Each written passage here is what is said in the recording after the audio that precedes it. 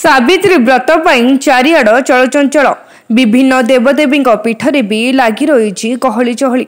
साधारणतः सधवा नारी माने पति कल्याण और दीर्घजीवन कामना कर सावित्री व्रत पाली था।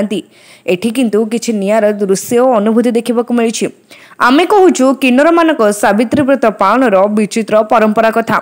जाजपुर व्यासनगर ठारे जिला किन्नर संघ शांतिसेना पक्षर नियारा ढंगरे पालन करा सावित्री व्रत, जेउंठी महिला माने निज स्वामी मंगल कामना करी सावित्री व्रत पालन करुवा बेले किन्नर माने निज गुरुंकर आयुष वृद्धि और मंगल मनासी बड़ धूमधाम सहित एही व्रत को पालन करुछंती।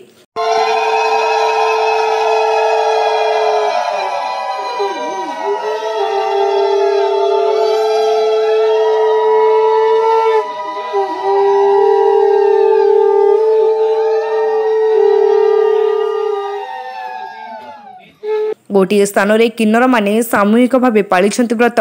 पुरोहित पूजा करुछंती। विभिन्न प्रकार फलाफल रे भोग पसरा सजाइछंती। लक्ष्मीनारायण निकट रे नुआ साड़ी सहित शंखा सिंदूर अलता कुंकुम आईना पानिया आदि सधवा नारी प्रसाधन सामग्री पूजा करिछंती। व्रत पूजा करी बाहुरे बांधिछंती। सूर्य को अग्र टेकिछंती। गुरु सेमानक मथारे सिंदूर लगाइछंती। किन्नर माने सेमानक गुरुक पाद प्रक्षालन करी पूजा अर्चना करिछंती। विश्व शांतिर कामना करिछंती। शेषरे पूजा सरिबा परे व्रत समापन करी उपवास भांगिछंती और फलमूल खाइछंती। ए वर्ष आमे माने समग्र जाजपुर जिला जिते किन्नर भौणी माने माँ माने आमे समस्त एकत्रित होइछु। आम संघर सब कर्मकर्ता आम संघर कार्यालय रे आमे माने सावित्री व्रत पालिछु। देखनु प्रत्येक महिला निजर स्वामी पाई दीर्घायु कामना पाई से सावित्री व्रत करथंती। जेतु आमे माने किन्नर आमे जले परंपरा किन्नर कल्चर किन्नर परंपरा जले आस्तौ आमे जले शिष्यत्व नै गुरु को पाकरु सिंदूर पिंधि से हमर गुरु से हमर स्वामी तांकर दीर्घायु कामना पाई सब आमे माने सावित्री व्रत पाली कि सेमानक दीर्घायु कामना पाई आमे करताउ। प्रति माने नारी परी आमे माने मध्ये सावित्री ओषा करिछु।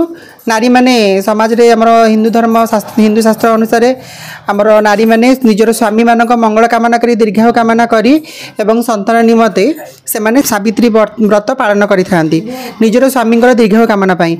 आमे माने जतले हमर किन्नर संघ रे आमे जतले आसी नुआ करी आमे जतले किन्नर संघ रे मिसु गोटे शिष्यत्व आम ग्रहण करूँ। गोटे आमर जी गुरु हमें आम मुंडे से सिंदूर पिंधाती आ जेहेतु आम मुंडे सिंदूर पिंधाती सी आमर गुरु सी आमर देवता सी आमर स्वामी सी आमर सबकि पलटि जाती।